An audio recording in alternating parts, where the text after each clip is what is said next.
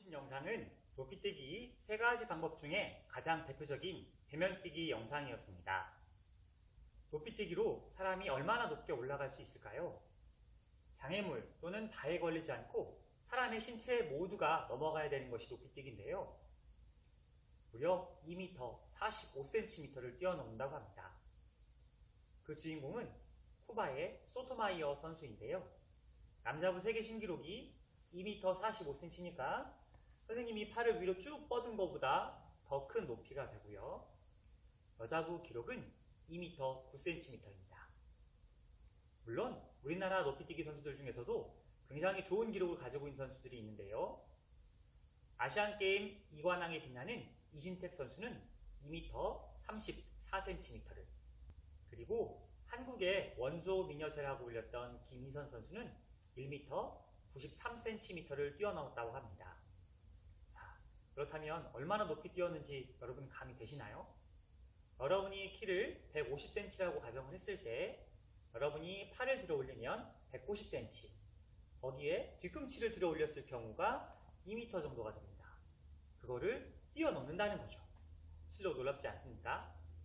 그런데 사람들이 언제부터 이렇게 높이뛰기에 관심이 많았을까요? 올림픽은 1896년에 코벨탱 남작에 의해서 시작되었습니다. 물론 그 이전에 고대 올림픽이 있었긴 하지만 근대에 들어와서 올림픽이 시작된 건 1896년이었는데요. 그때부터 높이뛰기는 지금까지 사라지지 않았다고 합니다. 올림픽의 많은 종목들이 새로 만들어지기도 하고 없어지기도 하는데 높이뛰기는 달리기와 더불어 굉장히 오래된 종목입니다. 혹시 여러분은 올림픽의 표어가 뭔지 아십니까? 올림픽의 표어는 라틴어로 시티어스, 알티어스, 포르티어스라고 합니다. 우리나라 말로 번역을 하면 보다 빠르게, 보다 높게, 보다 강하게인데요. 빠르게 달리는 것과 높게 달리는 것, 그리고 더 강한 힘을 발휘하는 것이 올림픽의 기본 표어 정신입니다. 거기에서 알 수 있듯이 높이뛰기는 사람들의 오래된 열망 중에 하나였던 거죠.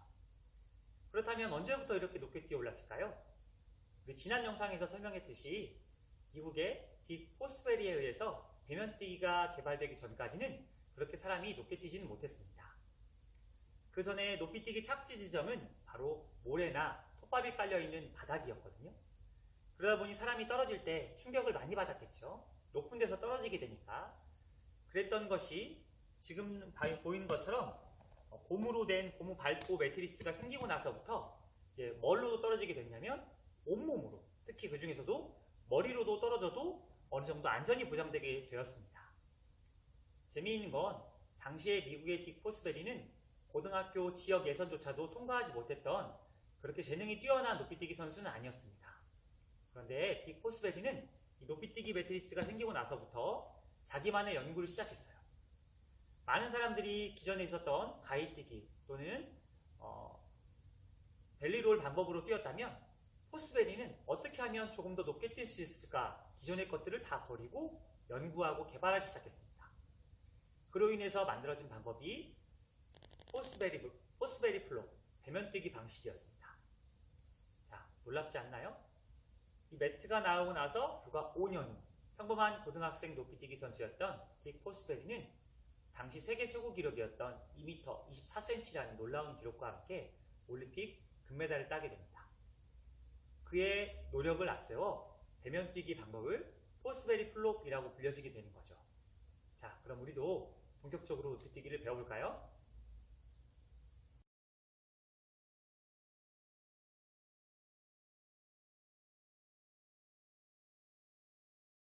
이 뜀틀에 올라가서 앉는 것이 가장 중요한 포인트는 방향이 바뀐다. 내가 뛰는 방향에서 반대 방향을 쳐다본다가 중요합니다. 하나, 둘, 셋. 정면을 본다. 하나, 둘, 셋. 자, 높이뛰기 2단계는 방향 전환입니다. 스텝. 하나, 둘, 셋. 3스텝을 이용해서 방향이 180도 바뀐다는 걸 이해하기. 하나, 둘, 셋. 이때 중요한 건 오른쪽 무릎이에요. 하나, 둘, 셋. 이렇게 계속 스텝을 익히는 연습을 하면 좋습니다. 다음은 방금 연습한 스텝을 이용해서 높이뛰기 매트 위에 앉는 거예요. 넘는다 욕심내지 말고 그냥 저기 담 위다 생각하고 가볍게 올라가서 앉는 연습을 해주면 되겠습니다. 이때 정면을 쳐다보게 해주세요.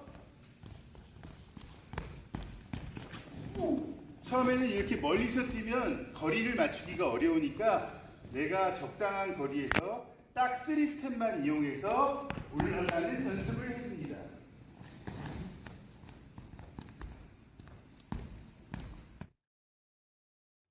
보신 높이뛰기 전문가 선생님의 영상처럼 기본적으로 뜀틀 위에서 여러분이 방향을 전환해서 앉는 것이 필요합니다. 왼, 오, 왼 하고 와서 뛰어서 방향을 바꿔가지고 앉는 거죠. 높이뛰기는 지금 달려가는 방향이 주조 방향, 우리가 이렇게 달려오고 있기 때문에 높이뛰기 매트리스 방향 쪽으로 뛰어가고 있던 것이 배가 하늘을 봐야 되기 때문에 방향을 완전히 틀어야 되는 거잖아요. 배면뛰기이기 때문에 배가 하늘을 본다고 그랬지 않습니까? 배가 하늘을 보려고 하면 어떻게 돼야 되나요? 이게 완전히 뒤집어져야지만이 배가 하늘을 보는데, 뒤집어진다는 것은 다른 얘기로 하면 이 앞쪽을 보는 거가 되잖아요. 앞쪽을 보게 되면 방향이 완전히 바뀌게 됩니다. 자, 그때 달려가는 힘의 방향을 완전히 바꿔주려고 하면 디딤발의 역할이 무엇보다도 중요합니다. 그것도 맨 마지막에 있는 왼오왼, 세 번째 발. 자, 여기서 왼의 디딤발이 매트와 평행한 방향이 아니라 매트보다 훨씬 더 앞쪽에다 방향을 놓고 틀어져야 점프를 하고 난 다음에 완전히 방향을 바꿀 수가 있는 거가, 방향을 바꿀 수 있게 되는 겁니다. 자, 일단 기본적으로 앞선 영상에서 전문가 선생님께서는 어떻게 하셨나요? 매트리스 위에 또는 뜀틀 위에 올라가는 동작을 보여주셨죠. 네, 그렇게 연습을 하면 됩니다. 여기에 우리는 손동작을 조금 더 첨가해 보겠습니다. 자, 호나우두 세레모니처럼 왼, 오, 왼 해서 호우 해서 올라가는 동작을 가지고 있는데, 넘는다 하기보다도 일단 기본적으로 앉는다는 느낌을 가지고 연습을 할 겁니다. 자, 여기서 필요한 도구, 우리가 지난 시간에 가입기에서도 사용했던 바로 로이터 구름판, 스프링보드를 가지고 연습을 한번 해보겠습니다. 자, 이제 선생님이 즐겨 사용하는 로이터 구름판을 설치했습니다. 자, 로이터 구름판, 일명 스프링보드라고 하는 거죠. 로이터 구름판의 방향이 매트리스 방향과 비교해보면 약간 앞쪽으로 나와 있지 않습니까? 이게 왜 그러냐면 우리가 마지막 왼오왼의 마지막 디딤발을 놓는 방향을 이렇게 잡으려고 해요. 마지막 디딤발의 방향을 이 로이터 구름판과 평행한 발로 발을 디디는 겁니다. 그렇게 되면 어떻게 될까요? 뛰고 난 다음에 180도를 돌려서 정면을 바라보기가 훨씬 더 수월하게 되거든요. 진행 방향 그대로 놓고 난 다음에 발을 돌리려고 하면 온몸으로 틀어져야 되기 때문에 굉장히 몸에 무리가 가고 동작이 버거워집니다. 자연스러운 동작이 나올 수가 없어요. 그렇기 때문에 마지막 디딤발의 방향을 디딜 때 방향을 틀어주려고 노력을 해야 된다는 겁니다. 그래야 올라갈 때 조금 더 자연스럽고 나의 뛰어온 힘을, 가지고 있는 힘을 농축했다가 한 번에 터뜨릴 수가 있게 되는 거거든요. 자, 그래서 일단 연습을 한번 해보면 3보 스텝 기억나시죠? 자, 왼 하고 앉아주는데 마지막 디딤발에 힘차게 지면을 박차고 올라가서 편하게 매트리스 위에 앉는 겁니다. 다시 보겠습니다. 3보 스텝, 오른발을 앞에 두고 왼 앉는데 여기에 이제 무엇을 해줘야 될까요? 네, 손동작을 더 추가시켜줘야 됩니다. 호나우두의 호우 세레머니처럼 손을 빠르게 끌어올려서 마지막 순간에 빠르게 끌어올려서 위로 올라가려고 하는 힘에 날개를 좀 더 달아준다는 느낌으로 가져가야 돼요. 자, 3번 가져가서 올라가서 호나우두의 호우 세레머니처럼 올라가는 겁니다. 다시 보겠습니다. 가지고 끌어올려야 돼요. 왼. 자, 여기에 하나 더 추가해야 됩니다. 바로 무엇이냐면 오른발을 플라잉 미키처럼 차 올려야 되는 거예요. 결국에 오른발이 뛰어 올라가줘야 손도 올라가지만 다리 동작도 같이 올라가줘야 더 높게 온몸이 끌어올려지는 거거든요. 결국엔 배면뛰기는 높이뛰기 바가 있다고 하면 무게중심 전체가 다 올라가야 되잖아요. 그러니까 달려오는 힘에 우리가 무게가 제일 많이 나가는 곳은 우리 몸에서 엉덩이 부분입니다. 이 부분이 들어 올려져야지만 결국에 넘어가게 되는 거거든요. 엉덩이를 같이 들어 올려준다는 느낌으로 오른쪽 다리를 빨리 들어줘야 돼요. 자, 오른쪽 다리가 들어 올려지게 되면 무게중심 전체적으로 같이 따라 올라가게 돼요. 손과 오른쪽 다리를 깊게 차 올려서 매트리스 위에 앉는 걸 한번 해보겠습니다. 오른발을 다리 앞에 두고 왼쪽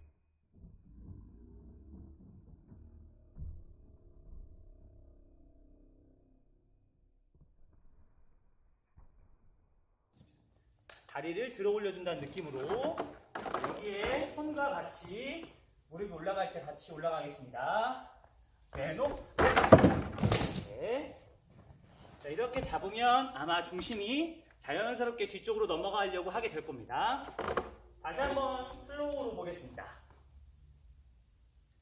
오른발을 앞에 놓고 왼 세 발을 하는데 왼, 오, 디딤발을 빵 찍고 올라가면서 무릎이 올려지고 손도 같이 올라가서 매트리스 위에 앉는 것.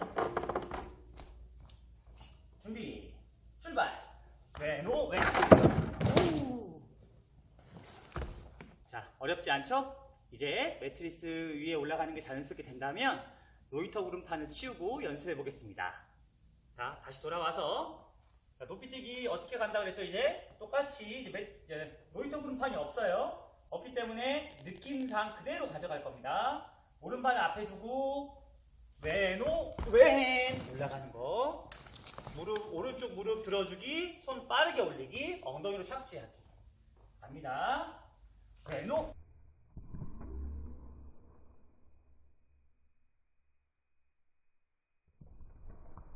자, 이 느낌. 자, 근데 처음부터 이렇게 여러분이 높은 매트리스 위에 올라갈 필요가 없고요.